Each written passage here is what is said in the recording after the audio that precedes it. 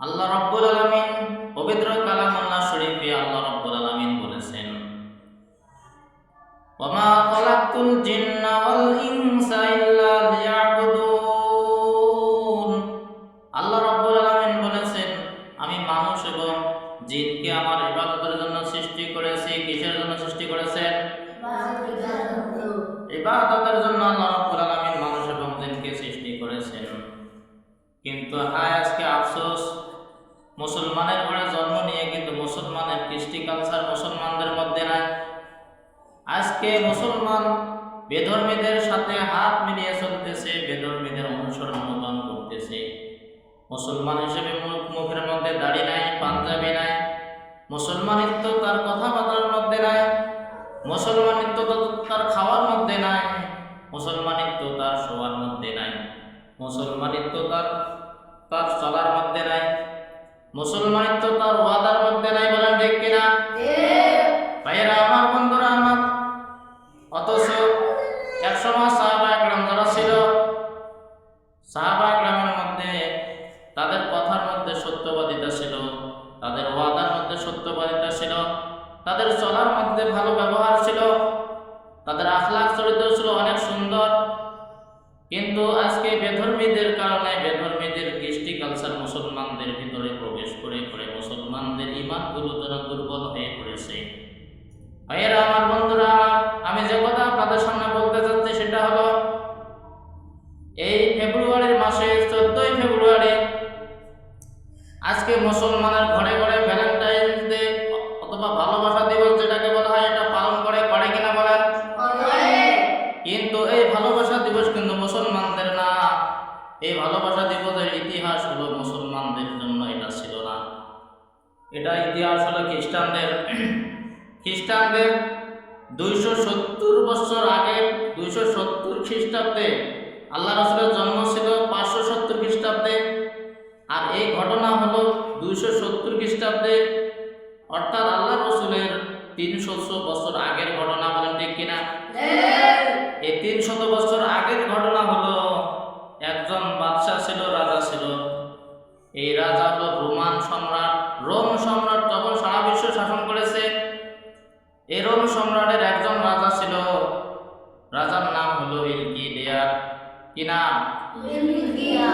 ইলকিডিয়ার রাজা তখন দেখলো যে তার অনেক বেশি ক্ষমতা, সে ক্ষমতার অপব্যবহার করে বিভিন্ন দেশের মধ্যে গিয়ে দেশগুলো দখল করতে শুরু করে দিল এবং তার সৈন্যবাহিনীকে অস্ত্রশস্ত্র সজ্জিত করে বিভিন্ন দেশের মধ্যে যুদ্ধের জন্য পাঠানোর জন্য ব্যবস্থা নিয়ে নিল।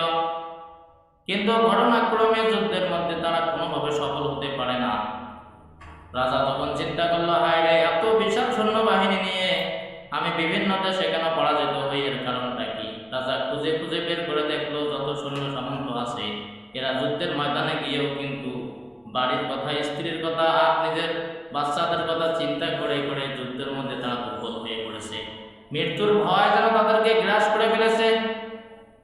রাজা যখন বুঝতে পারলো যে এদেরকে দিয়ে আর এইভাবে যুদ্ধ করানো যাবে না, রাজা তখন একটা আইন জারি করে দিল। বলল যে এখন থেকে বিবাহ যে মানুষ করে এটা সম্পূর্ণভাবে নিষেধ করে দিলাম, কারণ যারা বিবাহ বন্ধনে আবদ্ধ হবে তাদেরকে দৃষ্টান্তমূলক শাস্তি দেওয়া হবে। কিন্তু তৎকালীন সময় একজন ধর্মযাজক ছিল, এই ধর্মযাজকের নাম হলো ভ্যালেন্টাইন। কি নাম বলেন? এই ধর্মযাজকের নাম ছিল ভ্যালেন্টাইন। অর্থাৎ আজকে যারা ভালোবাসা দিবস পালন করেন, ভ্যালেন্টাইন ডে নাম দেন, এই ভ্যালেন্টাইন হলো ওই ভ্যালেন্টাইন। এই ভ্যালেন্টাইন ধর্মযাজক যেমন উল্লেখযোগ্য একজন আলেম যদি বাংলাদেশের কোনো কথা বলে আমরা সকলে মানি কিনা? তৎকালীন সময় ভ্যালেন্টাইন যে কথাটা বলেছে সকলেই একযোগে মেনে নিয়েছে। ভ্যালেন্টাইন বলল যে এটা কোনোভাবেই সম্ভব না, মানুষ বিবাহ করবে, সংসার করবে, এটাই নিয়ম, এটা আমরা মানি না। কিন্তু রাজার কানে যখন খবরটা পৌঁছে গেল, রাজার জন্য বিদ্রোহ শুরু করে দিল। যখন রাজা তখন চিন্তা করলো, হায় এই ভ্যালেন্টাইনকে উপযুক্ত শাস্তি দিতে হবে। এই ভ্যালেন্টাইনকে কারাগারের মধ্যে ভরা হলো। কারাগারের মধ্যে কিছুদিন রাখার পর এই 14ই ফেব্রুয়ারি ওই ভ্যালেন্টাইন নামক যে ধর্মযাজক তাকে ফাঁসিতে ঝুলিয়ে হত্যা করা হলো।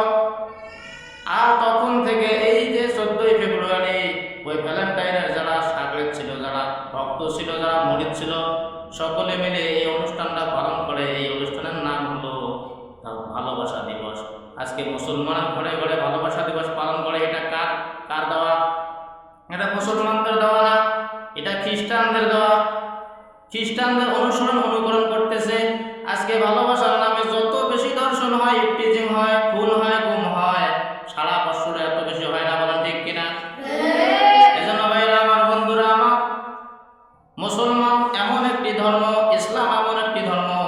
এর ইসলাম ধর্মের মধ্যে কোনো কিছু ব্যর্থতা নাই, আধা অর্ধেক নাই, পূর্ণাঙ্গ একটা জীবন ব্যবস্থার নাম হলো ইসলাম। আপনার সমাজনীতি, শাসন, আপনার দেশনীতি, যত প্রকার রীতিনীতি বলেন, ইসলামের মধ্যে কিন্তু অসম্পূর্ণ নাই। ইসলাম কোনো মানুষের কাছ থেকে, কোনো ধর্মের কাছ থেকে শিক্ষা নেয় না। ইসলামের ছায়াতলে যারা আসবে তারাই পূর্ণাঙ্গ মানুষ হয়ে তারা জান্নাতের অধিকারী হয়ে যাবে, বলেন ঠিক কিনা?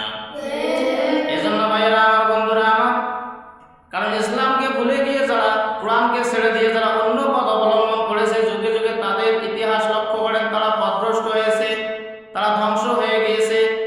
যেমন স্পেনের ঘটনা আপনারা অনেকে জানেন। স্পেন কিন্তু মুসলমান শাসন করেছিল, স্পেন শাসন করেছিল 800 বছর। কিন্তু আর দুর্ভাগ্যের কারণ হলো ওই স্পেনে এখন মুসলমানদের থাকার কোনো জায়গা নাই। মুসলমান এক ওয়াক্ত নামাজ পড়বে এইরকম মসজিদ পাওয়া খুবই কঠিন হয়ে যায়, বলেন ঠিক কিনা? অথচ একসময় মুসলমান ছিল ওই স্পেনের শাসক তারিক বিন জিয়াদ রাদিয়াল্লাহু তাআলা আনহু। তার শাসন আমলে স্পেন জয় করে যখন, তখন ওই স্পেনের বাদশার নাম ছিল বাদশা রডারিক। এই বাদশা রডারিক 12,000 সৈন্য নিয়ে যখন তারিক বিন জিয়াদের তারিক বিন জিয়াদের রাদিয়াল্লাহু আনহুর সৈন্যের সঙ্গে যুদ্ধ করতে লাগলো। যুদ্ধের মধ্যে বাদশা রডারিক তিনি যুদ্ধের মধ্যে পরাজয় বরণ করেন। পরাজয়ের যুদ্ধের গ্লানি সহ্য করতে না পেরে রাজা সমুদ্রে ঝাঁপ দিয়ে আত্মহত্যা করে তিনি শেষ হয়ে যায়। ওই থেকে মুসলমান 800 বছর শাসন করেছিল। মুসলমানদের তৎকালীন সময় একটা মসজিদ ছিল কর্ডোবা। মুসলমান রাজধানীর নাম কি? স্পেনের রাজধানীর নাম কর্ডোবা। এই কর্ডোবার মধ্যে যে মসজিদ ছিল, এই মসজিদে 800 প্রায় বাতি ছিল, 1000-এর উপরে। এই মসজিদের মধ্যে খুঁটি ছিল। প্রতি শুক্রবার জুমার দিন যখন মসজিদকে সুগন্ধ করার জন্য তাদের, যেমন আমরা ধূপকাঠি জ্বালাই মসজিদের মধ্যে, বিভিন্ন রকম আতর দিয়ে মসজিদ সুঘ্রাণ করি, ওই সময় চন্দন কাঠ, তাদের 1 কেজি করে চন্দন কাঠ লাগছিল।